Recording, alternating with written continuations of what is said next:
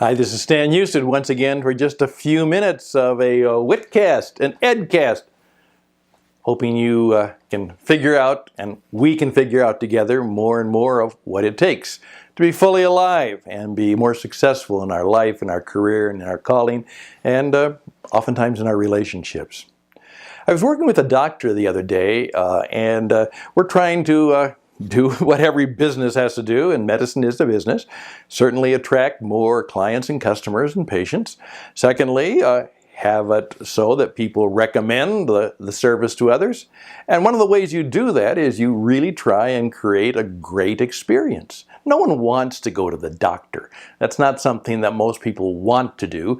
And most people only go when there's something that needs fixing, repair. We may go for our annual checkup, or we may go for something like that, but generally we go because we find that something needs fixing, or something needs adjusting or tweaking,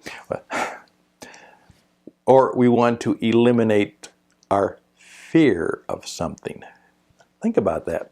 It was interesting because this doctor said to me, he said, "Stan, no matter what the symptom is, or what the anxiety is, or what the pain is, or what the problem is," he said, "I have discovered that I really can't help a person as fully as a doctor would like unless I can figure out not only perhaps what the problem is, but what the pain is and what the fear is. If I can't figure out, or if there's no real discernment as to the fear that's in that person's life," he said, "my attempts to help them are somewhat limited." Wow, I had never thought of that before. I don't think I've even heard that before. Now, I've written in my book, the first chapter of my book, which has been one of my signature statements, is fear kills everything.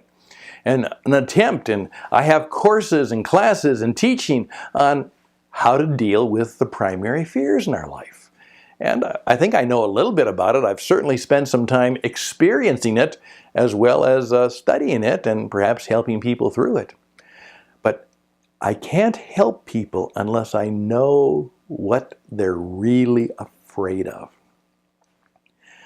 I'm still dealing with that, and one of the reasons I'm sharing that with you in this little WitCast is I'd like you to respond to that. Think about that. Is that a helpful, useful, truthful statement?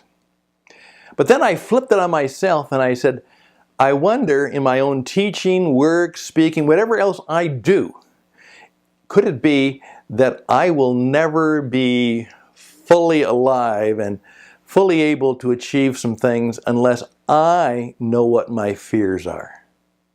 Now, there are ways of helping people discover all kinds of things about them, but would it be helpful and useful to really know what some of my primary fears are and what they are doing to me?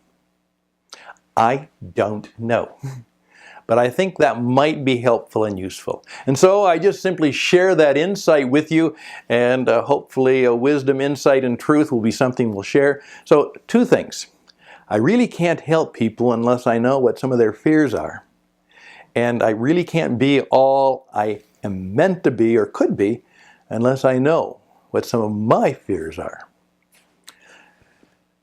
Let's talk about that from time to time. I'm Stan Hustad. I would love to hear from you, and I'll be back with another thought from time to time. All the best. Bye for now.